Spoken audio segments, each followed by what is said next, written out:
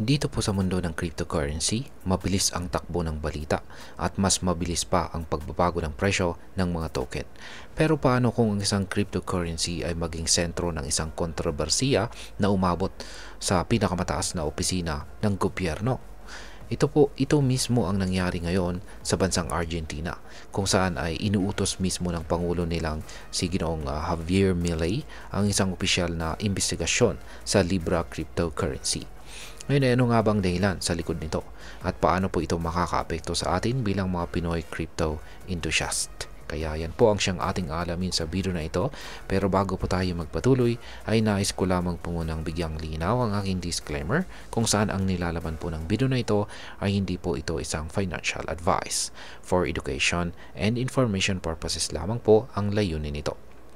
Ayan, simulan po natin sa kung bakit inuutos ni Argentina President Javier Milei ang investigasyon sa Libra. Ayan, nag-ugat po ang kontrobersiya nang biglang bumagsak ang presyo ng Libra matapos itong ma-launch. Marami po ang nagtaka at nagsimulang magduda kung may anomalya sa likod ng project na ito. Dahil dito ay nagdesisyon si Pangulong Milei na ipag-utos ang isang malalimang investigasyon upang alamin kung may nangyaring katiwalian sa launching ng nasabing cryptocurrency. Ayon po sa opisyal na pahayag ng opisina ng Pangulo, ang pangunahing layunin ng investigasyon ay upang matukoy kung may anumang opisyal ng gobyerno kabilang na si Pangulong Milei mismo ang may kinalaman sa anumang hindi tamang gawain kaugnay po sa Libra token. Sa kabila nito ay binigyang diin ng gobyerno na layunin lamang nilang tiyakin ang transparency at integridad ng cryptocurrency market sa kanilang bansa. Ngayon ay ano po ang papel ng Key Protocol at Killseer Ventures sa isyong ito? Ayan, isa sa mga pangunahing aspeto ng investigasyon ay ang papel ng Key Protocol at ang Killseer Ventures sa launching ng Libra token. Unang napag-alaman na may connection po ang Key Protocol sa nasabing cryptocurrency. Ngunit agad po nitong itinanggi na sila ang nagpasimula ng token. Sa halip ay itinuro nila ang Killseer Ventures bilang tunay na may control sa project. Partikular na si Hayden Mark Davis ang kinatawan ng kumpanyang ito. Sa kanilang opisyal na pahayag ay iginiit po ng Key Protocol na sila ay inimbitahan lamang matapos ang launching ng Libra upang tumulong sa pagpili ng mga project at pagsuporta sa mga technological na initiative sa pamamagitan po ng artificial intelligence. Sinabi rin nilang wala silang hawak na kahit anumang cryptocurrency wallet na nauugnay sa launching ng Libra at wala rin silang kinita mula rito. Pero sa kabila ng kanilang paglilinaw ay marami pa rin ang nagdududa sa kanilang tunay na papel dahil sa mga dating social media posts ng Key Protocol na nagpapakita ng support sa Libra. Dahil dito ay patuloy po ang pangangalap ng ebidensya upang matukoy ang tunay na nangyari sa likod ng project. Ngayon ay ano po ang naging reaksyon ng crypto community? Ayan, dahil po sa mabilis na pagbagsak ng presyo ng Libra at ang lumalalim na kontrobersiya sa likod nito, agad ding umalma ang cryptocurrency community. Isa sa mga nagsalita tungkol dito ay si Ginong Xiangping Zhao or Ginong CZ, ang founder po ng Binance, isa sa pinakamalaking crypto exchange sa buong mundo. Nagbabala po siya tungkol sa mga cryptocurrency na may koneksyon sa mga kilalang personalidad o celebrity dahil madalas po itong nagiging dahilan ng misrepresentation o panloloko sa publiko. Bukod dito ay mas lalong lumakas ang hinala ng publiko nang biglang burahin ni Pangulong Milei ang kanyang dating social media post kung saan ipinakita niya ang kanyang suporta sa Libra. Ayon sa kanyang opisina ay madalas naman siyang magbahagi ng mga post tungkol sa bagong negosyo at investment opportunities sa bansang Argentina. Ngunit napagdesisyonan nilang alisin ito upang maiwasan ang maling interpretasyon na maaring nagpapahiwatig ng opisyal na suporta ng gobyerno sa Libra. Ngayon ay ano po ang posibleng maging resulta ng investigasyon?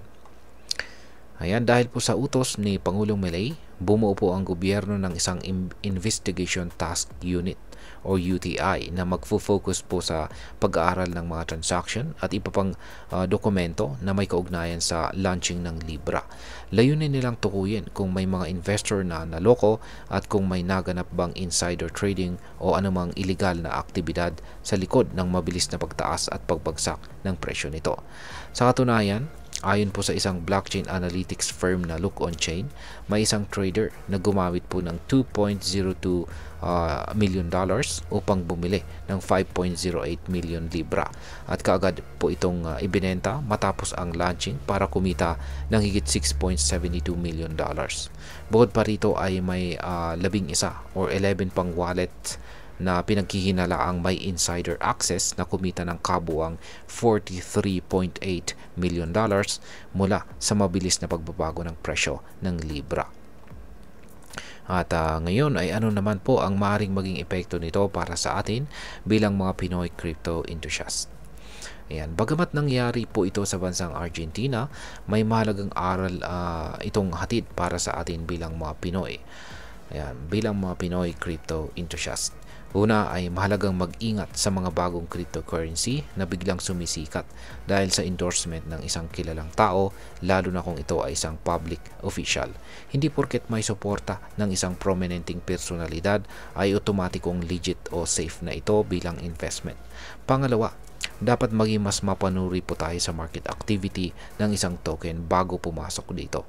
Ang mabilis na pagtaas at pagbagsak ng presyo ay maaari pong indikasyon ng pump and dump scheme o insider trading, kung saan ang ilang piling tao lamang ang kumikita habang ang karaniwang investors ay nalulugi.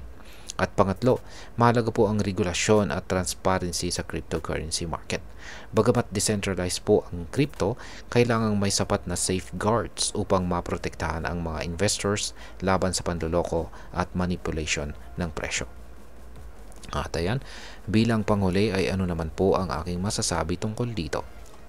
Ang nangyayari po sa Libra token ay isang malinaw na halimbawa ng kung paano po maaring magamit ang hype at impluensya ng kilalang personalidad upang madala ang mga investors sa isang alanganing sitwasyon. Mabuti na lamang at agad na kumilos si Pangulong Milei upang siyasatin ito, ngunit nananatiling tanong kung may mapapanagot ba sa huli. Para sa atin bilang mga Pinoy crypto traders at investors, ang pinakamalagang hakbang ay ang pagiging mapanuri at maingat sa bawat investment na ating papasukin. Laging tandaan, dito sa mundo ng cryptocurrency, ang mabilis na kita ay may kaakibat na mataas na risk. Kaya bago po tayo sumugal, siguraduhin po nating naiintindihan natin ang laro. At ayan, hanggang dito na lamang po tayo sa video na ito mga ka-crypto. Sana po ay inyong nagustuhan ang aking paliwanag sa video na ito. Kung inyo po itong nagustuhan, pakiclick lamang po ang like button nito. Marami pong salamat sa panonood. Ingat po tayo lagi at God bless po sa ating lahat.